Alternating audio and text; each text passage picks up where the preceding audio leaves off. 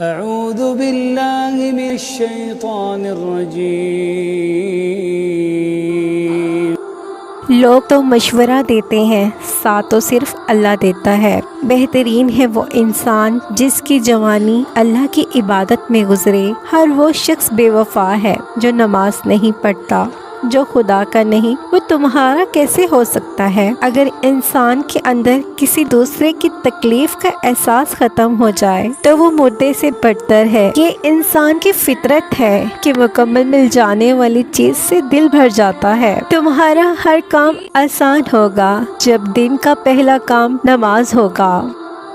اور میرا خدا واقف ہے میری نیت سے۔ میں نے کبھی کسی کو برا نہیں چاہا۔ رشتوں کو نبھانا سیکھو۔ دھوکہ تو پوری دنیا دیتی ہے، سجدہ بھی اسی وقت قبول ہوتا ہے جب سر کے ساتھ دل بھی جھکے۔ اپنی ذہنی آرام کے لیے ہر چیز کو مختصر کرنا سیکھیں۔ الفاظ، احساسات، خواہشات اور لوگ ضروری نہیں کہ اگر آپ کسی کا دل دکھاؤ تو وہ منہ سے بد دعا دے۔ جب بھی وہ آپ کی وجہ سے اللہ کے سامنے روئے گا تو وہ آپ کو مہنگا پڑے گا۔ انسان کو ہمیشہ محبتیں مار دیتی ہیں، نفرتیں تو جینا سکھاتی ہیں۔ انسان پر سب سے زیادہ وزن سوچوں کا ہوتا ہے۔ ضرورتیں طے کرتی ہیں تعلق کب تک رکھنا ہے۔ بے زبانوں سے ہمدردی کرنا نہ بھولو، یہ بغیر لفظوں کے دعائیں دیتے ہیں۔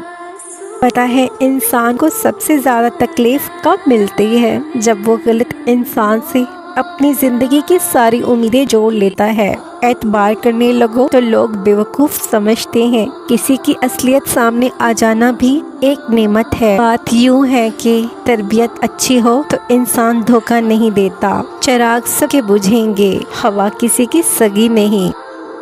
پریشان ہونے والوں کو کبھی نہ کبھی سکون مل ہی جاتا ہے، لیکن پریشان کرنے والے ہمیشہ سکون کی تلاش میں رہتے ہیں۔